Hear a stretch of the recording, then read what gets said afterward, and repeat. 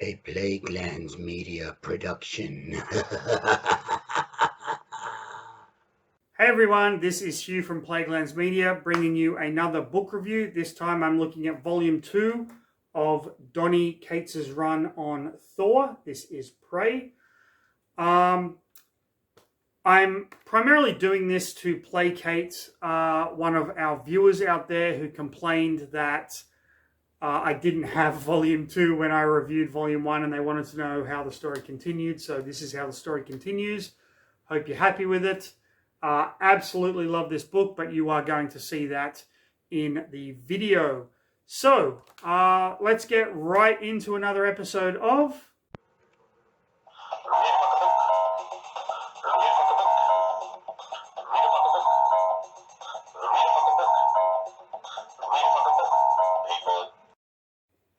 So this is Volume 2 of Donny Cates' run on Thor.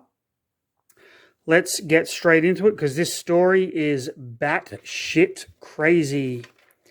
So we start with part 1 of Hammerfall, where we're introduced to the character of Adam Aziz. He is a mechanic who had previously spent time in jail for armed robbery and assault, but Thor's hammer lands right nearby, and he goes to check it out and sees there's something written on the side of it, very reminiscent of what we saw in the last volume.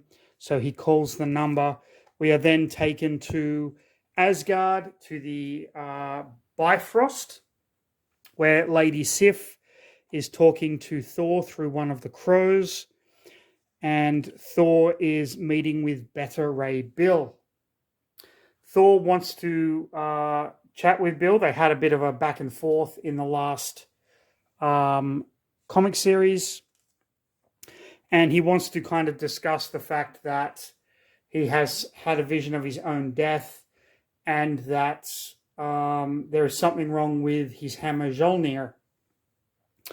While this is going on, Iron Man arrives on the scene, and this is primarily because Thor wrote on the hammer, called Tony Stark, and gave out his private number just to get back at him for what Tony wrote on the hammer previously at the beginning of this run. So Thor and Beta Ray Bill are kind of touring Asgard. Thor is explaining what he thinks is wrong, and Beta Ray Bill is trying to kind of reassure him. And Thor is kind of offering an apology of sorts for what happened and hoping to get Beta Ray Bill his weapon back. In the meantime, Tony Stark tries to pick up the hammer, but can't, even though it says pick it up. But Adam Aziz picks up the hammer and suddenly gets the powers of Thor. So we know now what is going wrong, that anyone can pick up Mjolnir, where in the past it was just those who are worthy. So we get a little bit of history of a young Thor and the origin of Mjolnir. Tony Stark is kind of trying to keep all the reporters and the people at bay. And then Thor appears. He apologizes to Adam Aziz for the disruption that he's caused in his life. But Tony is not having any of it, and he's like, you and I are going to kind of hash this out. Why the fuck did you give my number out to people? And he and Thor end up getting into a bit of a tussle. Thor kind of takes it, but then insists to Tony that you better stop doing that because you're in a suit of iron armor and I'm the god of thunder. Do you really want to be in the eye of a storm when that happens? Tony's like, fair enough.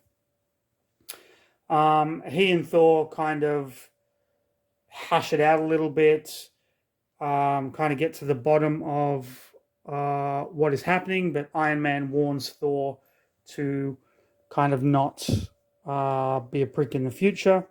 And then Adam kind of asks for a favor because he still has the power of Thor. So Thor lets him kind of fly around with the hammer for a bit before taking it back and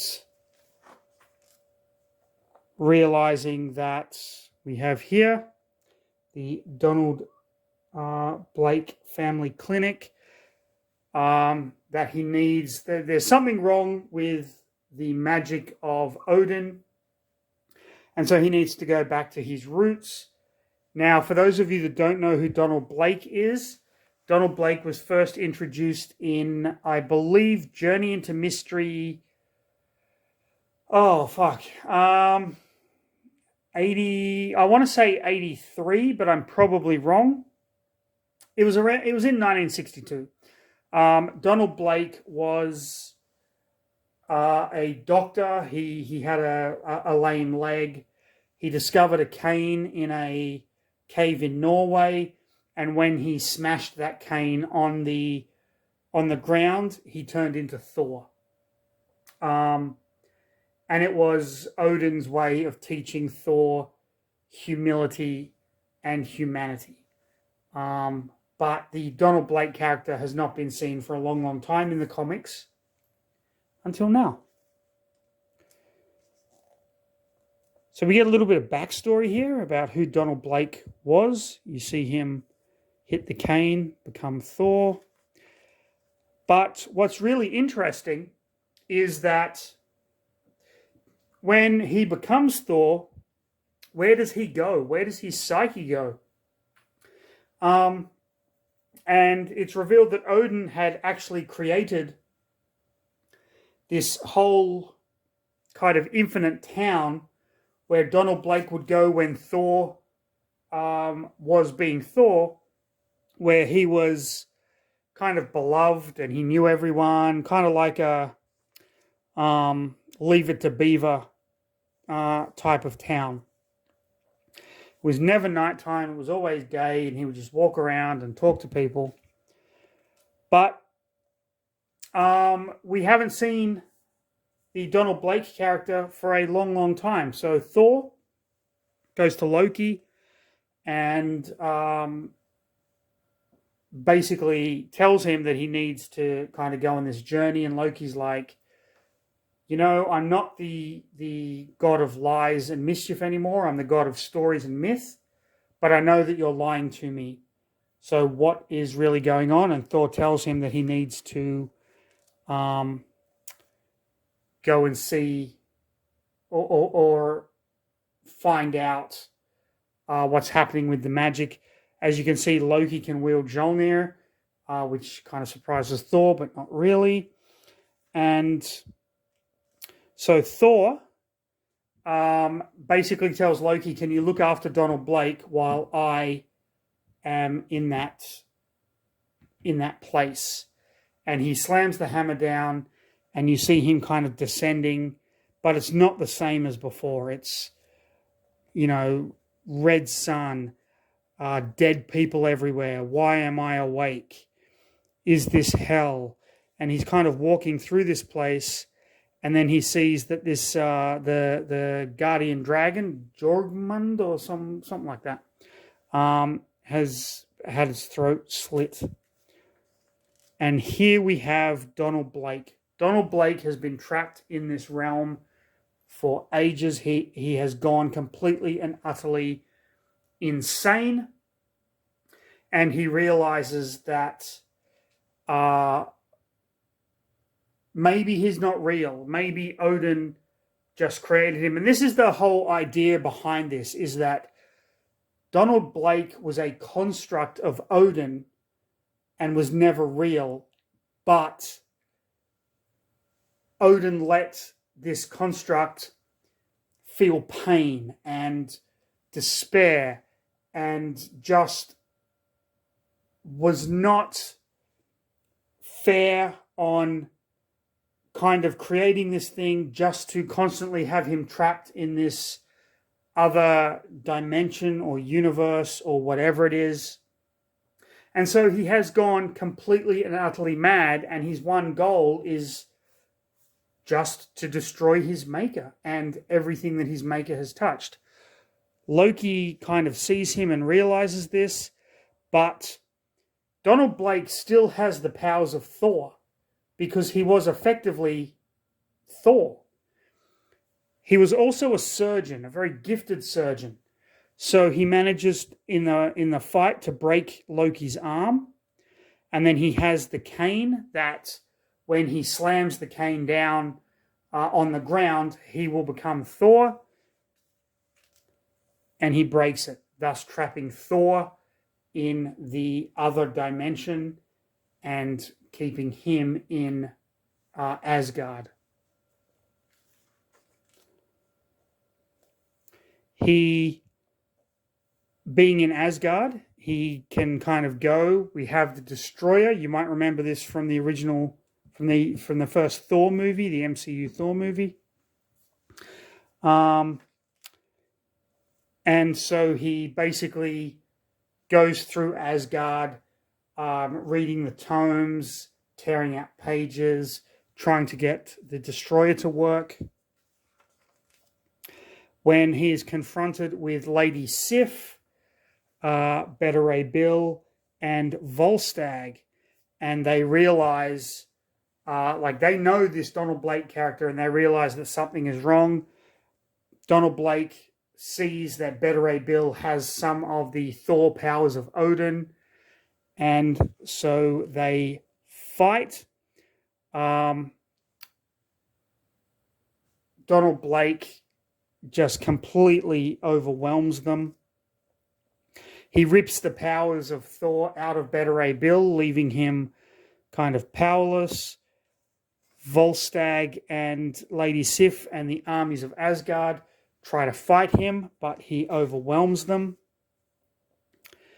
And he manages to defeat Lady Sif, who is the new guardian of the Bifrost, thus getting the powers of the Bifrost and managing to teleport himself away. And teleporting everyone in Asgard to a dimension of blood. The dimension blood here. He shaves, makes himself more presentable, and takes the Bifrost to Earth. In the meantime, Thor converses with the dragon Jormungand. I was way off last time I said that name. Who kind of lets him know that there is no hope. In the meantime, Donald Blake goes to the hospital where Jane Foster works. Jane Foster was his love interest back in the day. You might remember her as Natalie Portman in Thor and Thor the Dark World.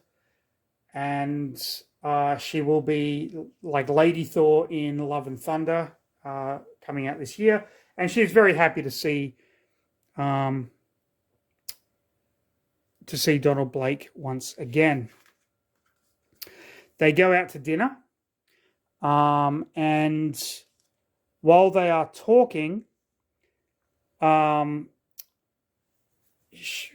Blake realizes that she once had the powers of Thor, and his job is to kill everyone that had the powers of Thor. So he's kind of conflicted here.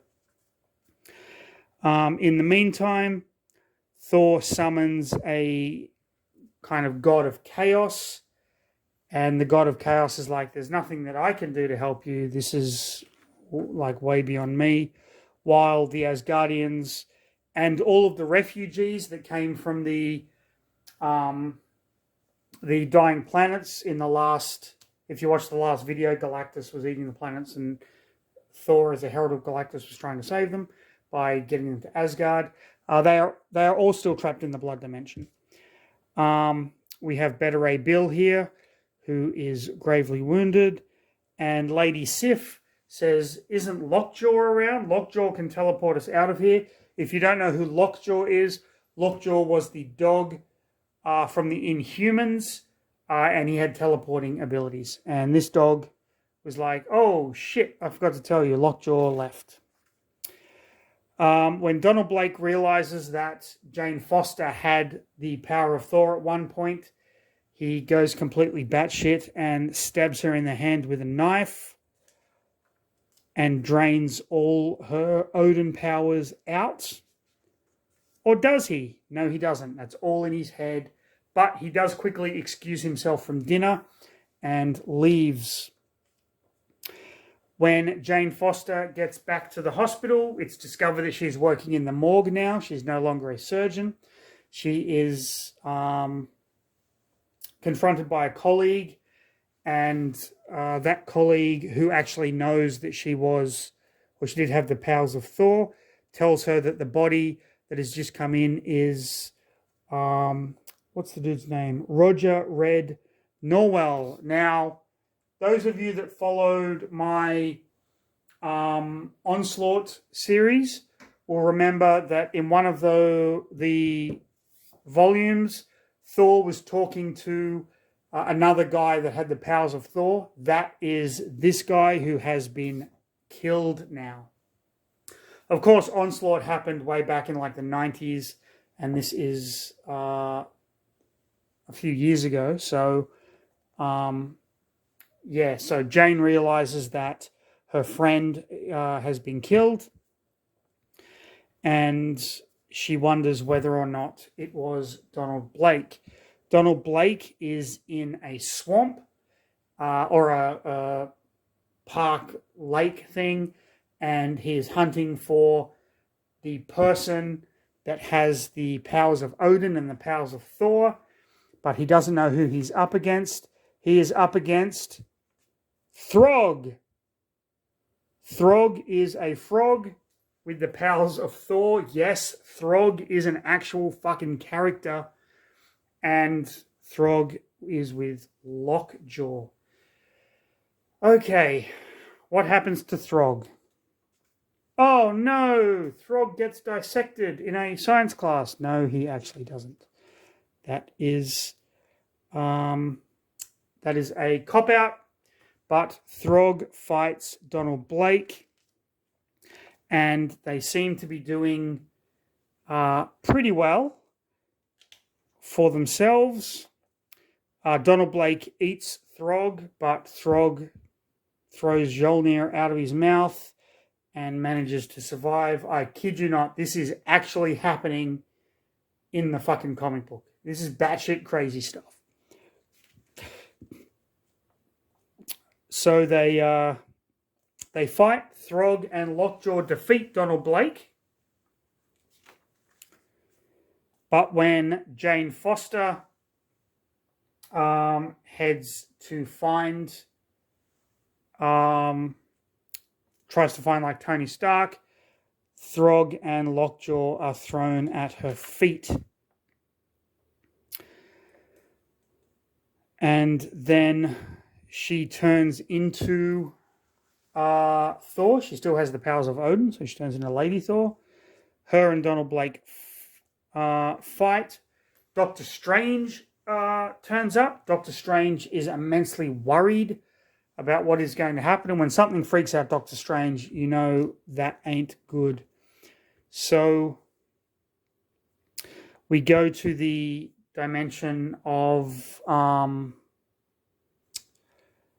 where Thor is trapped. Now, at this point, Donald Blake realizes that Doctor Strange, who once had the powers of Thor, and that's why he's immensely worried here, Donald Blake now knows that those powers came from Yggdrasil, the World Tree, and so he has gone to basically cut the World Tree down at its source, and thus Thor is getting the blood of the World Tree dripping down onto him, and he realizes what happens.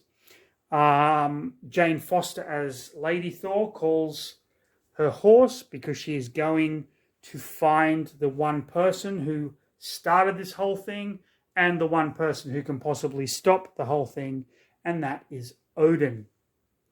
She manages to find Odin getting drunk in a bar. Odin himself has he gave up Asgard so that he and not Hela, who's his wife? Who's Odin's wife? We'll just call her Mrs. Odin because I can't remember her name. But they were going to kind of retire. They have since split, and now Odin is kind of drowning his sorrows across kind of dimensions. And Lady Thor is like, you fucking cunt. Like, come on, dude. This is your fault. You're going to fucking fix it. So gets him off his ass. Lady Sif and Beta Ray Bill are trying to work out how to escape when Lockjaw, Doctor Strange, and Throg appear in Dimension Blood to get them all back to Asgard. At the same time, Donald Blake is still kind of hacking into the World Tree and trying to take the powers of Thor when Doctor Strange and all of the Asgardians appear. They decide to fight, but then Odin shows up and Donald Blake is like, okay, this is it. Thor, in the meantime, is kind of getting his power back now that he's in here. And he realizes that the only way that he can do anything is his soul has to go somewhere out of this dimension. Odin and Donald Blake fight, but they are interrupted because Thor has transferred his soul into the Destroyer, and now it's on like motherfucking Donkey Kong. Donald Blake facing down everyone, but Thor, as the Destroyer, kind of uses the powers to take out Donald Blake. Fantastic art there. They fight. They have basically a mega showdown. Odin tries to intervene, but Beta Ray Bill comes, gets back his Thor powers, smacks the shit out of Donald Blake, and they manage to subdue him. Donald Blake is basically begging for death. Why did you make me the way that you did? I was trapped in there for so many years. It's all your fault. Blah, blah, blah. Odin wants to kill Donald Blake, but Thor says no. Thor is the king of Asgard. Odin is the king no longer. So Odin has to respect Thor's wishes here. He keeps Donald Blake alive. He basically shows him mercy. And Loki lets Thor know that I know what to do with him. I will make sure everything works out. Loki takes Donald Blake back to his kingdom and makes him the new god of mischief and lies, whereas Loki remains the god of stories and myth. Donald Blake doesn't want this, but as you can see, Loki has the serpent drip venom into Donald Blake's eyes. And Loki finishes by saying, "Ever shall you reign," to the screams of Donald Blake in pain.